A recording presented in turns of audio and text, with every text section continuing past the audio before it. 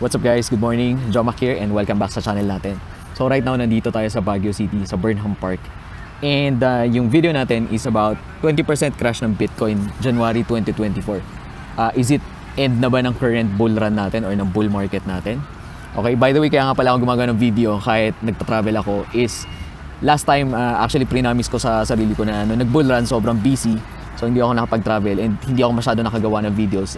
This time around, okay, we're still early in the cycle. I will make sure na mag-create ako ng videos and magta-travel pa rin with family and loved ones. So, going back sa topic natin, 20% crash ng Bitcoin from 48,000 USD down to I think yung lowest na is around 39 or 38 if I'm not mistaken. So, medyo malaki yun guys, medyo significant yung pagbaba ng Bitcoin na yun. Pero do I feel na bababa pa siya lalo and gaano kababa siya and kung ano na yung magiging future sa mining? So isa-isay natin yan. So unang-una, ang definition muna ng bull market or ng bull run guys is significant increase. Okay, hindi ko nung sinabi yung times 10 pero significant increase ng value ng coin from yung previous bear, which is alam naman natin nasa 15 to 16,000 USD per Bitcoin. So right now, we're at 43,000 na actually bumaba after ng ETF approval. Okay, marami nagbenta, marami nag-take profits, pero packet na siya ulit. So sa tingin ko, definitely hindi pa tapos yan. Okay, hindi pa tapos yung pagbaba niyan. I think it can go as low as 35,000 USD per BTC. Okay, maybe lower. Okay, pero also it doesn't mean na hindi na siya tataas ulit. Okay, ang tingin ko this cycle we will hit more than 6 digits for Bitcoin. So actually yun yung target ko para mag-exit is at least 100,000 USD. Okay, so anyway, ano ba yung mga reasons ko bakit confident pa ako na tataas pa yung BTC as we go deeper into 2024 or 2025. So number one, okay, na inaantay natin yung ETF approval guys. Okay, diba sinabi na natin dati, inaantay natin yan, major catalyst yan para tumaas yung presyo. So nangyari na siya. And ang good news pa nga doon, hindi lang isa yung na-approve. Halos lahat ng nag-apply for the ETF approval ay pinayagan ng SEC sa US. So maganda yun. Ang next naman, okay, of course tumaas, di ba? Merong buy the rumor, sell the news, may nag-take profits. Pero kasama yan guys, kasama sa laro talaga yan. Meron talaga mga mag-e-exit na. Meron na magte-take na profits. Ang maganda naman dyan is andun na yung buying pressure dahil marami ng mga kailangan ng coin right now, especially mga institutions, okay? Dahil nag-aagawan na nga sila. So ano naman yung nangyari doon sa DIP, okay? Yung Grayscale, di ba? Nagbenta sila. Saka yung FTX. Ganito kasi yun. Di ba FTX nga, nag-file na ng bankruptcy. So yung mga holdings nila, of course, they need to liquidate, number one. Number two, yung Grayscale, kaya sila nagbenta, okay? Marami nagbebenta ng Grayscale Bitcoin Trust. Kasi yung Grayscale Bitcoin Trust na yun, hindi ganun kataas yung yield niya or yung profit niya from investors. Kaya nag-divest sila. So, nilet go nila yon and ang kapalit naman nun, yung mga institutions, they're letting go of that, yung Grayscale Bitcoin Trust, binibili nila yung ETF, which is mas mataas yung interest, mas malaki yung profit. So yun yung reason nun, kaya medyo taas baba siya ngayon, okay? So in short, volatile, di ba? So hindi na bago yan sa cryptocurrencies. Okay. So ano ibig sabihin nito for miners naman? Okay. So for crypto miners like us, expect short-term pain. So marami nga nag-PPM sa akin, bakit daw bagsak yung profit? Okay, but bakit biglang taas tapos biglang baba ulit? Kasi nandun pa nga tayo, masyado pa tayo maaga sa cycle. Gaya nga nung sinabi ko ng previous videos ko, ang advantage mo when you enter this early is yung mga pyesa. Okay? Maliit pa yung possible na talo mo kasi binibili mo yung pyesa na mura. Okay? You will mine up to the peak, tapos probably take profits or sell your rigs dun sa peak ng market, thereby maximizing your returns.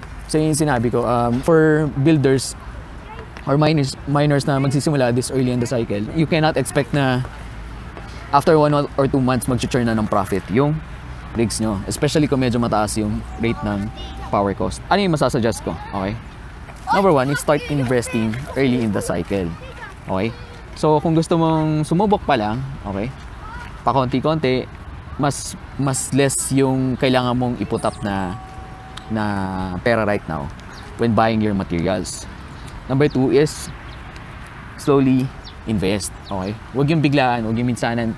Tapos sobrang laki ng ginagastos mo for your rigs. Okay? Kung gusto mo, isang GPU muna, dalawang GPU, tapos you can increase naman yung size ng farm mo as you go along. Okay? Dollar cost average. Kung hindi ka comfortable with crypto mining, medyo wala kang alam sa computers, okay? Gusto mo bilhin lang yung coin, walang problema doon. Actually, ganun ginawa ko sa Axie before. Binili ko lang yung coin. I didn't care about playing the game, yung mga intricacies na ganyan. Basta nag-invest lang ako sa AXS. Okay? Pwede mo ganyan, dollar cost ka lang. And then, do your research or experiments habang mura pa yung parts. Okay? Hindi pa ganun ka-complicated yung processes.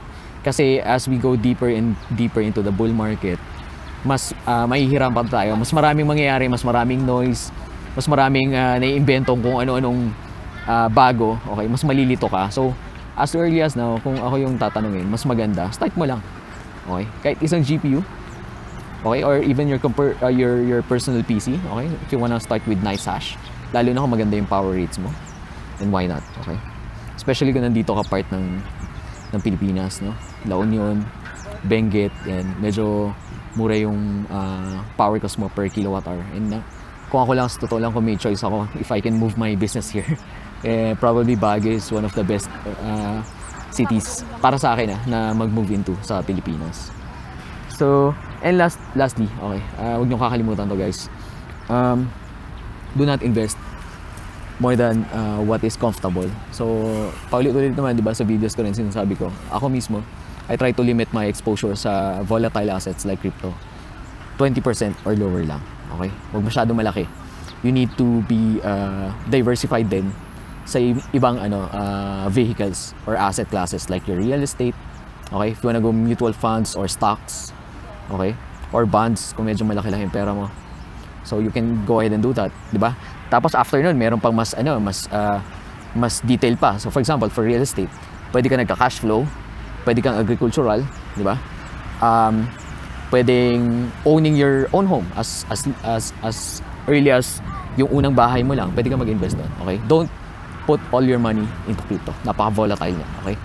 Konting exposure lang, tapos damihan mo yung experience mo, and then lalo kang mag-invest pa konti-konti as we go deeper into the cycle. And last but not the least, take profits, okay? One of the things na hindi ko masyado natutukan last cycle. So, take profit, guys. Okay? Sa next video naman natin, i-discuss ko yung usual causes kung bakit nag-quit yung mga crypto miners and kung gaano katagal ba yung ideal na ROI for a typical mining rig. So, that's it, guys. If those topics are interesting to you, then make sure you hit like, okay? Hit that subscribe button and share this with someone na tingin mo would be interested with these types of topics. So, salamat sa panonood, guys. Jomak here. Peace out.